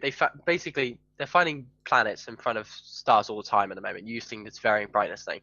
But the whole point of this particular spacecraft is that it's the technology used in it is very specifically meant for being able to try and find the composition of what's in these atmospheres, to try and find out if there's any kind of life anywhere in the universe. But I thought that was quite cool. The fact that you can literally see, well, not literally see, but using computer algorithms and seeing the light and stuff like that, you can measure the composition and the makeup of the atmospheres of these individual planets. They're like millions of light years away. Yeah, but that's the thing. Can they figure out how far away these planets are as well? Yeah, they know they can work out the distance using like Pythagoras and all this kind of weird math stuff that I don't want to explain. You can work out. Let's just admit it. You don't understand it because the only geniuses do. I don't want to understand exactly. it. It's math. Yeah, but you can work out the distance to how far stuff away is. That's not too difficult. But it's finding out. Basically, you see this big. When you look up at the sky, you just see a bright little speck. That's it. But for a very long time, we didn't realize that there was basically around every planet. There's almost something like some sort of planet or something around everything. But now with all like the new telescopes and stuff that we're sending out, like TESS, for example, we'll be able to actually find out what's on these planets that are going around the stars to find if there's the kind of composition that we need that can actually harbor life. It could be quite interesting. The only thing is, when I think about that in my brain, okay, I'm thinking of an enormous, because the suns are so much bigger. The stars are actually so much bigger than the planets, aren't they? I mean, it's hard to imagine. I suppose it's obviously some super sensitive thing that they're measuring. But even just thinking, I mean, it's kind of like the equivalent of a light the size of a swimming pool and then detecting a pin shadow going over that swimming pool. And that's kind of like, that's why what? It's so difficult. Yeah, that's why these telescopes that they're sending up have such large mirrors on them to capture as much light coming from the star as possible, so that then when they condense that information down, they can see the very, very slightest of difference in brightness, to then be able to find the fact that to even locate that there's a planet in front of it.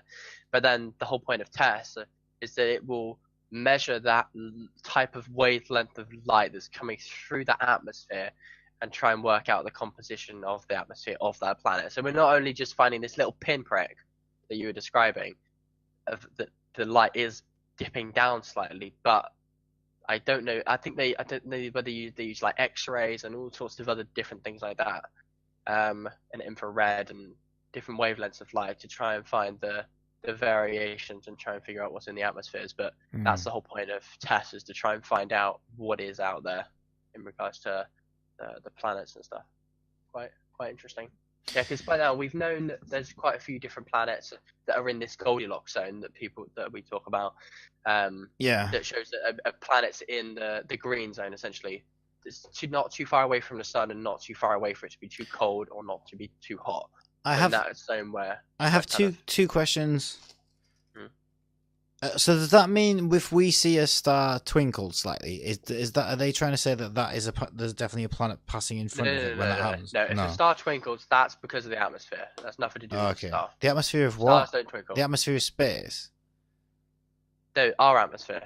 Oh, our atmosphere. Oh, okay. Yeah. Okay, that makes sense. I was just wondering. Like, it's literally, I don't know exactly, but I know it's our atmosphere. It's the light coming from the star that's going through our atmosphere that varying that makes sense. The density of the air particles or something that changes makes stars flicker. They don't flicker because the star's just turning off and on again. Yeah, no, I thought that was strange. The sun one time and it just goes off and on really quickly. And you're like, I thought that was strange. Well, I didn't know if it might have been caused by something else. But and my second question is, did you say Goldilocks something? Yeah, so Goldilocks zone. It's the what is that? Also known as the green belt or the green zone. So every star, depending on the size of it, will have a zone around it. So any object that's orbiting within a certain distance of a star will not be too close to it, that it's literally a big, like 200 degrees Celsius on the surface. There's a big lava pool. And it's not too far away that it's just going to be minus degrees temperatures. So the whole point of the Goldilocks zone is to find a zone that could support life. Is that what that is? Exactly. Right, okay. Because you can't have, if it's below a certain temperature, you can't harbor life, and if it's above that temperature, you can't harbor life. Yeah. So there's a number of planets which we've been able to find which are in this green belt. This is what you're talking about, being able to find the distance of planets, and then you can work out the distance depending on. I don't know the specifics of it, but you can work out, depending on two different points in which you see the varying wavelength, you can work out the orbit around that star that you're looking at. And if you look at it over varying days or over weeks or something like that, you can find out the kind of orbit around a star, so you can work out whether or not it's in this green zone or not. And there's a whole bunch of planets that we've been able to find that are in this green zone, but we've never been able to see the composition of what's actually on the planet. We know it's in the area where it could harbor life, but is it just a dead piece of rock? Is it a gas giant where there's no surface, you can't even do anything? Or is it just so much pressure that everything would just die if it tried to coexist? But hopefully with this launch, we'll be able to find out whether or not there's oxygen or whether or not there's, I don't know, phosphate or whatever in the atmosphere that could go near life. Yeah. No, that's actually quite cool. I like that one. That's quite interesting. But then it's again though, it's kind of like, well, okay, so let's say they say, okay, a star, I don't know, ZX25876, and they know where it is. Definitely has 3 Goldilocks planets going around it, but it's still way too far that there's no way we can communicate or reach it or do anything with that information. So it it's a little bit of an exercise in futility, isn't it? It's like, well, yeah, it's just to know information. It's good to know, but what can we really do with that? Yeah, we can't. Yeah, like I say, there's been a bunch of companies at the moment which are developing microscopic spacecraft using laser beams to try and get them to our nearest star within a number of years, but nothing that will be substantial to actually take enough data readings from whatever. But then ultimately, when you get to a nearest star, what are you supposed to do there? So what if we find some little green alien walking along the surface? What are we to do about it? Put him in a zoo. Yeah, it is bizarre. It's crazy. It's I mean, it's great. I mean, it's You just do, don't you? It's just human nature, you know what I mean? Yeah, To it's just about exploring and trying to find out what else is out there. But see how far we can do anything and everything. But yeah, I find that kind of interesting, I've got to say. But the second thing, which I wanted to go on, which isn't space at all related, is to do with DNA. It came there was a new there was something on the news within the week that I read that basically DNA has been found in the last couple months at least. You can hold data in DNA. So there's a way that they can, once again, I don't know the scientific parts of it, but there's a way that you can break DNA apart, that you can actually store data onto it. So don't say that, or they're going to put bloody PUBG in someone's DNA next, because they've already put it everywhere else. No, Fortnite. Okay, they'll have Fortnite DNA. Okay. I'll give you an example. So this is a theoretical limit. They think that you'll be able to fit data-wise into DNA. So, for example, 1 gram of DNA, can potentially hold up to 455 exabytes of data. Now, an exabyte is 1 billion gigabytes is an exabyte, if I'm saying that right. So, what? You're talking over 455 billion gigabytes of data can be stored on 1 gram of DNA.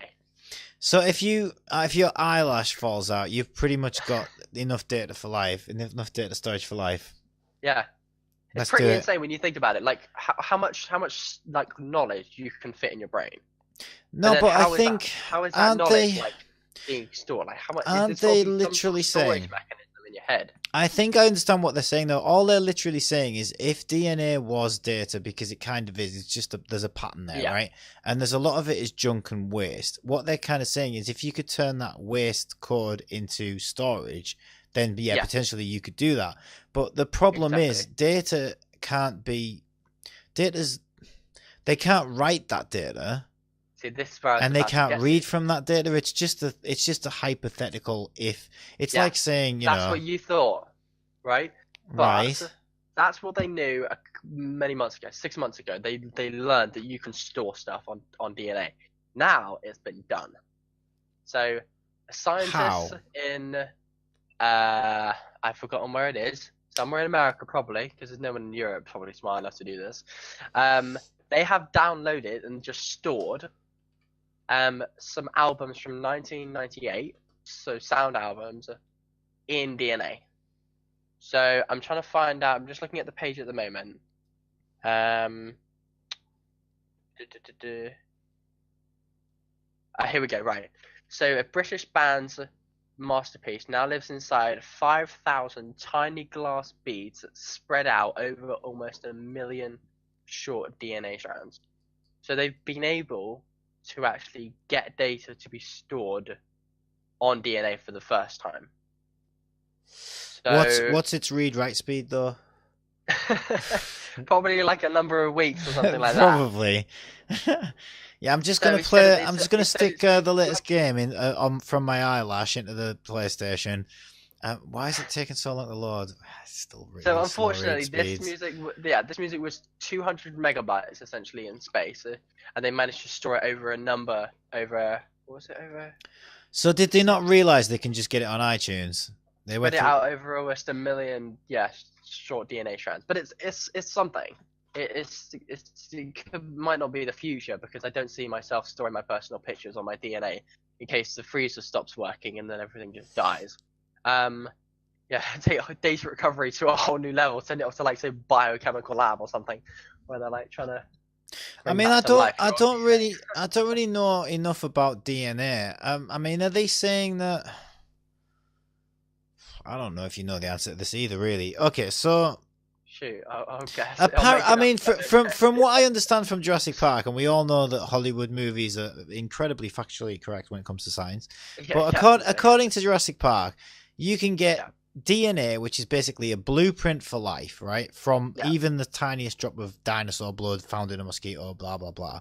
Yeah. So what that would suggest is if you rewrote your DNA, then every single cell of you will contain that same code. So if I upload a copy of Fortnite into my DNA, then surely every single eyelash that falls out still has that code in it. Is that basically what they're saying?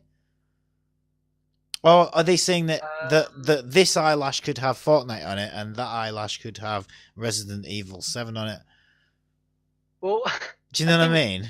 I know how at least what I remember from science class is that within a cell, it's got that little membrane and the little eyeball part of a cell, and within the little eyeball part of the cell, or the little white part, inside of that is millions of bits of DNA that makes up a cell, and then every time your cell does something, it divides, right? So it just copies itself.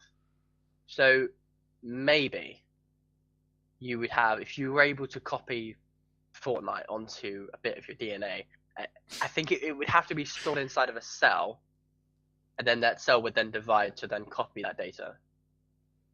You'd get. I don't think you could like put it in your brain and then all of a sudden you'd have Fortnite. All Epic Games would have. Epic Games would have one hell of a job in court trying to do you for piracy, wouldn't they? He copied our game illegally. Check his DNA. Guilty.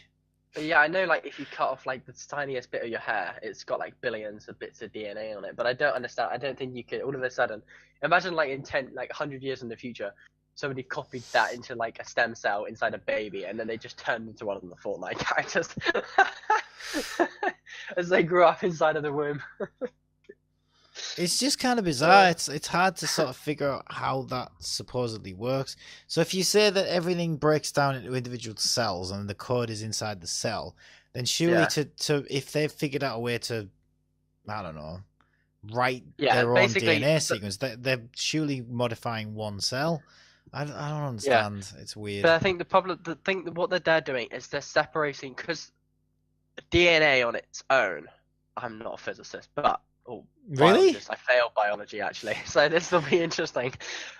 I don't think DNA on its own divides. I think it's a cell, then the memory that's in the cell that then makes it divide on its own. We need to start. If you can extract DNA on its own, put it on a little petri dish, and be able to, I don't know, use a laser or something to get data onto it, I think it will just stay there. But I don't know if you squish. There's your Fortnite game just gone. Or I don't know how that's really supposed to work. But I know that the idea was there a number of months ago to be able to theoretically store data onto DNA, and now they've just done it for the first time. That's the main point I'm getting to.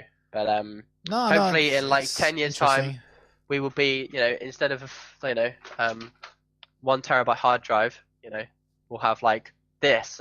We'd be like 6 million billion gigabytes because it's stored on my DNA or something. We download my consciousness onto a computer. That will be the moment. That won't take up much space. Shut up. Brain cells, it's just like, 1 gigabyte done. That's being generous. Well, our brain only runs at something like, I don't know, something like 4 hertz or something in it. You look at what these processors run at. Yeah, it's ridiculous. Let me just Google it. It's definitely not even a megahertz. Nowhere near even a megahertz. Right. What frequency does brain run?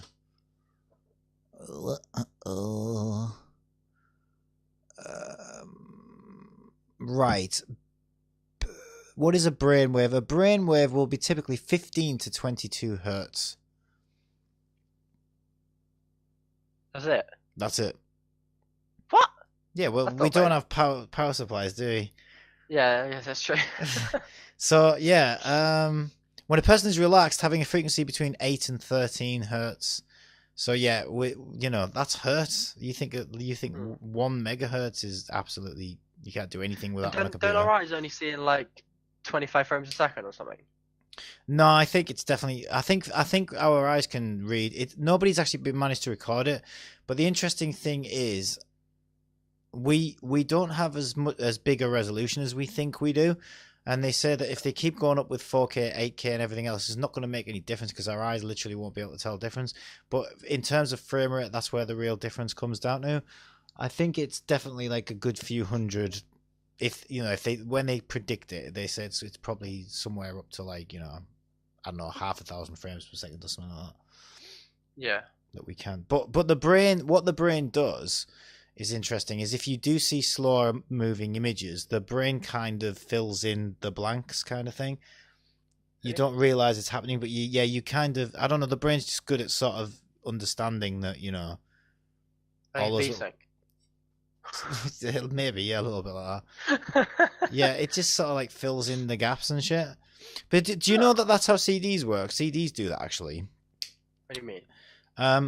So a CD, when a CD reads its musical data, it's not always able to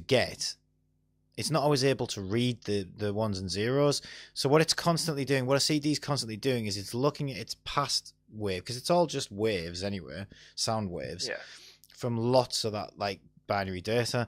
So it can't always read the data all the time, but it reads most of it. So what it does is it basically, if it has a gap in its read data, it basically works out the difference between its last successful read and the next. What you're hearing is something that was processed a while ago. So it processes the information first, and then it draws a wave, but it's also like predicting the bits it can't read and filling in the difference between what it last read and what is now read. And it basically just arcs between the difference, and our ears can't tell the difference because it's happening so quickly that it just sounds perfect to us. But in real life, every time you play a CD, it will actually be like, if you actually analyze the ones and zeros, it would be different every time, because there'd be parts of the CD that it can't read, and it basically just averages out all the bits it can't read between the last and the future. So it's constantly doing this like error correction thing, basically. Yeah, which I think is really fascinating. Yeah, that's pretty interesting, actually. Yeah. Cool. But that's all I got. That's my news. Yeah. Yeah, I thought those two things were quite interesting. No, yeah, I agree. I know they've been able to store. They've been looking into storing data for a while, but apparently the last, like, what day is it? This was published on the April 20th, so like less than a week ago. The day God of War came out. Yeah. So now they're gonna store Game of War on the DNA next. Yeah. God of War, not Game of War. Sorry. Game of War. God of War onto your DNA. But I don't think how you would ever store it, because would you put it in a fridge or something? Yeah, I don't know. It's my game of Fortnite in a fridge, but then I don't know how you would supposed to, like, maybe they use lasers and stuff to like store it, but I don't know. Let me just, instead of putting a disc in, you put like a bit of hair, or get your little petri dish. Like, here's your starters and like 50 gig download game or whatever it is, and you just like stick in a little petri dish. I don't quite see that happening. Oh. No, me neither. It'd be too expensive. It doesn't make sense. I mean, no. But the future. We don't know, do we? So while we're talking about CDs, I'll also mention something else. Why not? Because we're on that same subject. Another thing I learned going back maybe a few weeks now, but I've forgotten about it, which I thought was quite interesting by watching a YouTube channel, was how the PlayStation, the very first PlayStation, managed to circumvent piracy. That was quite interesting. Yeah, another thing a CD player does, which I think is quite interesting, is when it first reads the first piece of data, what the lens does is it has to align itself with where the data. It's so small and thin and microscopic, these lines. If you imagine, like an old school vinyl record, and it just has these grooves and it's slowly spiraling towards the middle. On a CD, when a CD is burned or pressed, because mechanically they're not all identical, the machines that read and write these things, these lasers are so goddamn accurate and so tiny that mechanically you can't possibly line them all up exactly the same, because it's so microscopic that, you know what I mean, there's no way that the disc hole and then where the laser is and every single CD is going to be slightly off kilter by such a fraction that, you know what I mean, that it would make a massive difference to the laser, and the laser wouldn't be able to read the data, because there'd be such a variation among all these different CD players. So what a CD player does is it finds the data stream which will always be there'll be a bit of a wobble on the laser, and that laser wobbles, it latches onto the stream, and then as the CD's spinning, the laser has an ability to wobble to follow that stream, because the stream's never directly straight, which is what I'm saying. So there'll always be a little bit of a wobble on the stream. But because PlayStation know that they were only making the PlayStation drives, and every CD player in the world has this wobble, but it's never looking for it, how they stopped people from copying PlayStation discs is they made it so that the PlayStation knew exactly how the laser was wobbling, and at the beginning of every one of their games they put this special wobble like code, almost like a Morse code, that the PlayStation was looking for.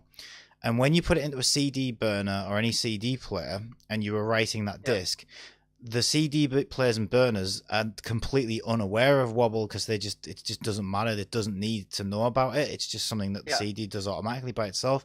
So when you put a disc in, you could see all the files from the PlayStation game, and it would simply just copy the data stream from start to finish, and the wobble wouldn't even acknowledge it. It would just write the data from it all.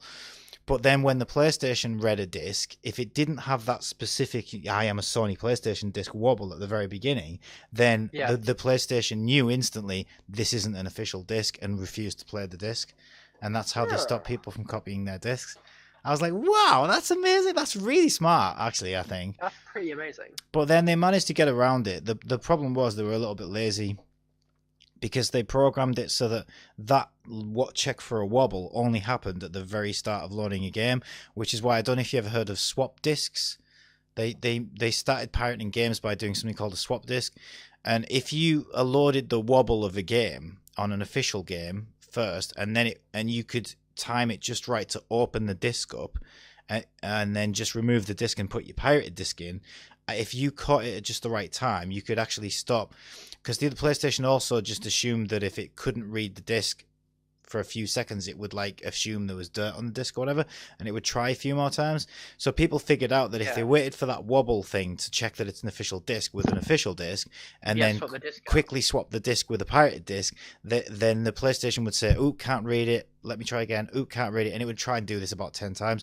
If you caught it just in time, but you could break your PlayStation doing this as well, then they were able to get their pirated games running it. So then somebody else came along and figured out a way to, stop it at that point and let people safely like swap the discs over. So yes, people still figured it out in the end and cracked it, but I thought that was pretty smart of them. That's pretty awesome. When you think about how long ago, like, PlayStations were, and we think how basic they were back in the day. And yet people were messing around with like microscopic little baby lasers, and we're just like, what? Yeah. Yeah. Like we don't even have a functioning phone that has a touchscreen. Like, we're looking at, I don't know, the little brick phones. I remember mine had a line on it that was quite interesting. But we like boop boop boop boop, and then here's this little microscopic lasers, like it's like measuring the wobbleness on the CD. I was just like, nah, that's why pretty interesting. The future will not progress with me being around on this planet, because I do not understand it. You have to have a certain level of just mind blowingness, brain power to work out that, or who thinks up that? Like, right, let me just, I'm just going to design a CD. Let me think about, how do we stop pirated? Yeah. Right, let's get this thing under a microscope and let's design a wobble. No, I've got to admit, I hope that guy got a really good bonus that year for coming up with that. I thought that was genius. That was great. That's pretty awesome. I just want to thank Emo Bath Bomb and Fire Ice as well. Yeah, thank you for following. Thanks very much. Hope you've enjoyed this Skittle Talk. Yeah, hopefully we'll have Hell's Fiction back next week, so you're not just stuck with us dumbasses who were getting a little too into our science this week, aren't we? Actually, yeah. But this stuff is quite fascinating, though. Like the games themselves and how they, I don't know. It's all fits together. It's all cool. It's all interesting. All nerdy. It's all awesome. Yeah. Well, yeah. Like, I've just finished my networking course actually. And learning about, how data gets from one place to another. It's just insane. Yeah. Just it's quite logicalness behind it.